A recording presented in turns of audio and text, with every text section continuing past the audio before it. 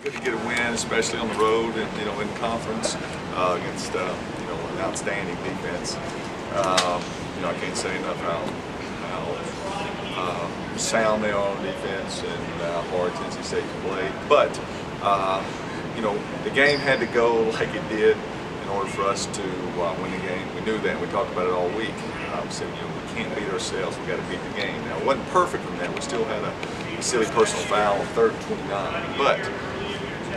We won the penalty differential. I think we had 3 penalties.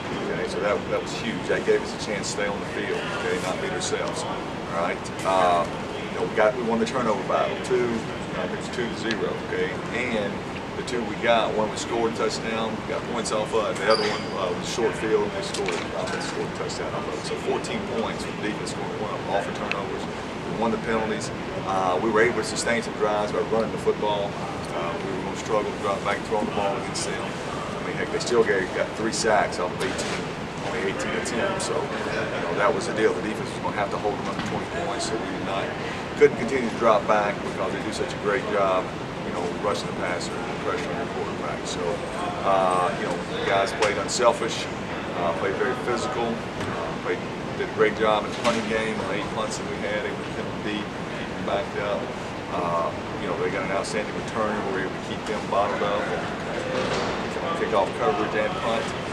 So it just, a very satisfying win. Not statistical, we still gave up 300-something yards, 300-something passing, but we stopped the run game.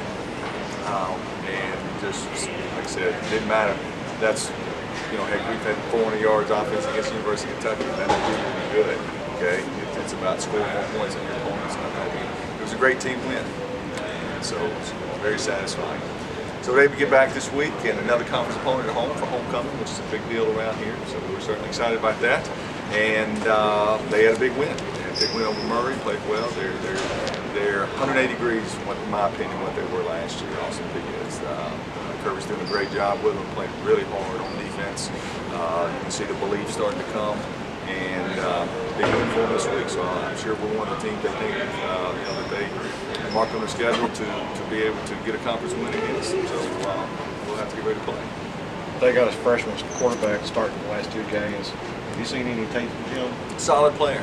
Solid player. Threw 3 touchdown passes this week. Solid player, runs their offense. Very similar to Jared Neal, especially at that point in his career. Just a win cures a lot of things for them and for us. Okay. And I was listening to Coach Hatcher for Murray after the game. Obviously disappointed like any of you that you lose a game, and his comments about his team were, we didn't prepare very good this week. Were they looking past Austin Peay? We're not good enough to do that. We're not, and so we better prepare. Like I said, they got a big win last week, so Murray State scored 28 points against Jacksonville State. Okay, so we don't need to fool ourselves and think just because we've won 2 games in a row.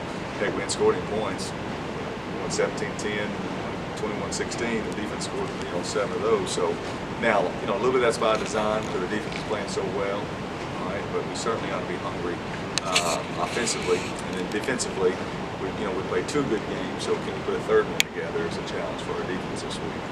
Back at the beginning of the year, you talked about how the defense is going to kind of lead the way. The last 2 games, when you said they made a big difference. Yeah. Is this pretty much the way you envisioned it for them? Well, I thought they were going to do that early in the year, but it took us this long. Sometimes you can overestimate a guy's years of experience compared to, but never been a starter and impact player. And I probably did that, just because the guy's a junior or a senior. But if he's never been an every down player, it took longer to adjust to. And the schedule, let's face it. Before we played early, look where we are now in our schedule as far as if these games have been flipped and maybe you've got some confidence early and maybe get some wins under your belt. How would we have played if they had been changed? But it is what it is, so you move on from there. But, we got, what I like about the last 2 weeks is, it's been good team football. I mean, it has been. And, me being the offense coordinator, I've tried not to put the defense in bad situations. We've only had 1 turnover in the last 2 games, and we hadn't put them in really any bad situations. But there's going to come a time where we're going to have to score 30 points to be able to win.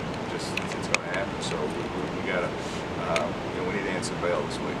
What do you see in the last couple weeks that's kind of most seriously limited you from getting to that 30-point threshold? You know, where you go to Jacksonville State, you know, Tennessee, a lot of it is, I mean, what we've thrown the ball 20 times against Tech, 18 times against, 18 times against Tennessee State. I say a lot of it against them was the quality of the opponent. I mean, you know, it's hard to get a bunch of big plays, and the box is loaded, but yet you can't hold the ball, throw the ball down the field. So being very conservative in play calls. I mean, you see there's not a lot of big balls down the field, not a whole lot of big play opportunities because, like I said, we've been trying to be very methodical and sustain some drives and flip the field. You know, and as long as our defense can do that, then you know, that's okay. But we've got capable receivers. I mean, we're gonna have to open some things up here as we go forward, and you know, they rip off some chunks of yards. Now, you know, the backs have opportunities to make guys miss as well.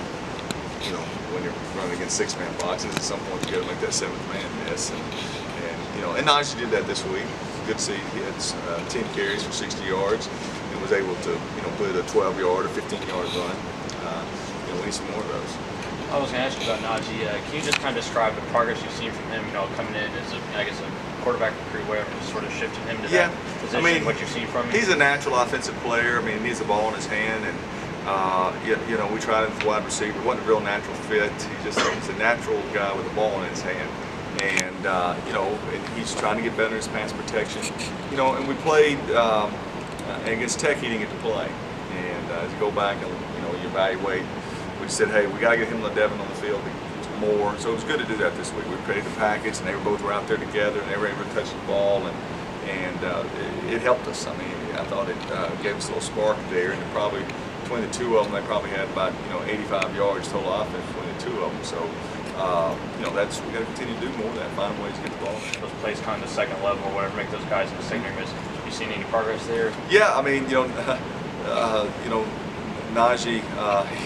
It's not always the most disciplined run, but he's got some ability to make a guy miss, you know, and his things are paying attention to detail that prevents him from playing more and, you know, lining up correctly where his toes are supposed to be on a particular run, where his eyes are supposed to be on the run. You know, those are things that are going to come with experience that he's got to slow down and do those little things and let his natural ability take over. But even though that being said and done, he still was able to come out of some runs this past week, and certainly, you know, it helped us win a football game. So it's our job to coach him better. It's his job to be coachable and do those things. But he's fun to watch with the ball in his hand. There's a burst there for sure. What if you? How would you assess the offensive line in the last couple of weeks? You know, it's getting better. It's getting better, and I mean, you know, you look at our run stats, and they're positive. I think the left tackle's playing, Charles Sweeten's playing outstanding. I think the right tackle's playing solid, and we're getting better at the 2 guards in the center. We really are. You know, adding Corey Rogers at the tight end positions, like have another tackle on the field, and that's helped us as well. Secure an edge, and you know, he's a 6'4", 300-pound guy, so that's been beneficial. You know, it still can grow, it still can get better, but they've had a good attitude, and I do appreciate their attitude and work ethic. I really do. Now they're good kids, and they're trying as best they can. There's some intangibles in this game coming up. You guys have won 2 straight conference games. It's homecoming, senior day, final home game of the season for y'all. Does this give y'all a little bit of an edge, confidence-wise, maybe? Well, I mean, I hope so. I mean, we'll look for any edge we can get. I mean, you know, I think the biggest thing for us is that, you know, Austin Peay got a big win over Murray. And I think that's huge. If our players, you know, can't see they're facing a quality opponent, you know, especially, I think it's a very good defense. You know, that has to work in our favor. It certainly does. And then, you know, I didn't think about it being the last home game for these guys. That slipped past me. I'm sure these guys are getting going with that. You know, to honor these guys their last home game. So I certainly hope so. I mean, it can be a distraction, I guess, if you let it. But if you treat it the right way, you certainly can motivate you. And, you know, your last time to be remembered Graham Stadium. So we'll certainly try to use that to our advantage. You mentioned Austin Peay being 180 from what you saw last year. Specifically, what are you seeing that makes a difference? You know, they're just their bodies. They're certainly recruiting OBC kind of type bodies. They obviously had a good off-season weight program. I see guys that can run, guys that are physical. defensive tackle. Coleman sees him, he's a very good player. You know, good scheme where they're supposed to be. I mean, you got to block them and you got to beat them. You know, and I know they had some statistical issues early, but you know, you turn the Murray game on, you'll be impressed. You know, Murray did 13 points against Jacksonville State. You know, scored 28 against Jacksonville. So I'll tell you something. You know, obviously, Murray had 5 turnovers in that game. Is this the kind of game where you feel like you still have enough, you know, I guess, man-to-man advantages? If you keep the turnovers low, you can. You'd like to think that any game, you really would. Doesn't always work out like that, but that's what you have to tell yourself, that, you know, every game you play, hey, you know, whether it's TSU or Austin Peay, right, is that, you know, you don't turn the ball over and give yourself a chance. So, you know, no matter who we're playing, we'll always tell ourselves that. I think we're still minus 8 in the turnover margin. I haven't checked it this week, something like that. So we still got a long way to go in order to get back to even. How just that's the way Jared played maybe last week? You know, the thing I appreciate about Jared is this. I bet you hadn't even looked at his stats. I mean, we hadn't thrown the ball anywhere the last 3 weeks, but he probably hadn't looked at his stats. Didn't know how many attempts that he had. He's so good in our run game and managing the clock and being unselfish and being tough and staying positive. You know, those things are just, as a head coach, you just appreciate that so much. You know, and I'm sure deep down, you know, he'd like to throw the ball 50 times and you know, maybe that's this week, but that's what I appreciate about it the most, is that he just, right now, he's managing it. He knows when our defense is playing good. I mean, he'll peek at the other team's offensive statistics and see where they are and know what kind of game, you know, that he needs to lead this week, and that's invaluable. That's a good team player.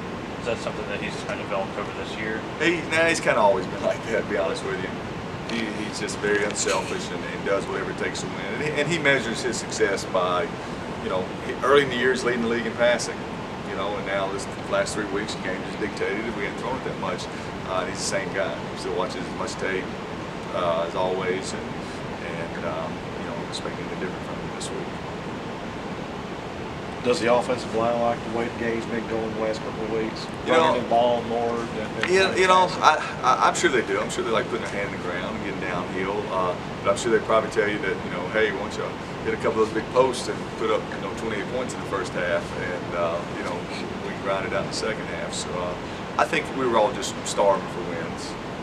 You know, this team. I mean, you know, that was one of the questions that you asked me last week. You know, what was your thought process of, you know, you've been usually in the top half of the league, especially this time of year, and you know, and now you're not, and you know, no, we were desperate for wins. I mean, nobody wants to lose, but I mean, there's no panic. We got faith in our program. I mean, I do. I hope there's enough people around here that do. We've done things, you know, won enough games around here, but you know, I was getting criticized. Some players are getting criticized, and you know, you appreciate the fact of having expectations.